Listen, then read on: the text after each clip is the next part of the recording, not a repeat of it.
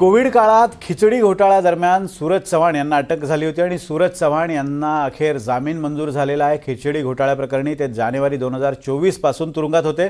जामीन मंजूर झाल्यानंतर सूरज चव्हाण यांनी मातोश्रीवर जात उद्धव ठाकरेंची भेट घेतली आहे। त्याआधी त्यांनी आदित्य ठाकरेंना सुद्धा भेट दिली आहे।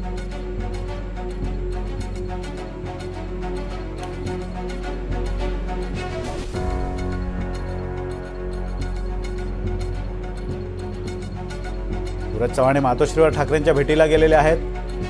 खिचडी घोटाळा प्रकरणात चव्हाणांना जामीन मंजूर झालाय। सूरज चव्हाण यांना कोविड काळात खिचडी घोटाळा प्रकरणी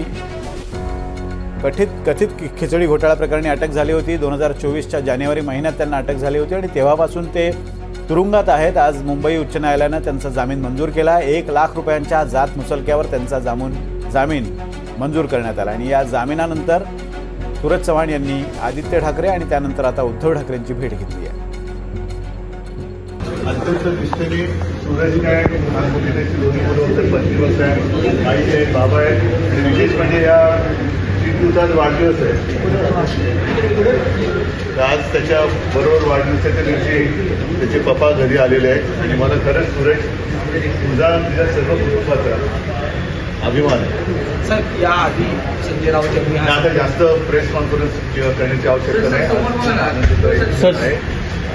बाकी मी काय विषयात आता बोलणार नाही, पण खरंच एक निष्ठावान शिवसैनिक कसा असायला पाहिजे त्याचे उत्तम उदाहरण सूरजनी सगळ्यांसोबत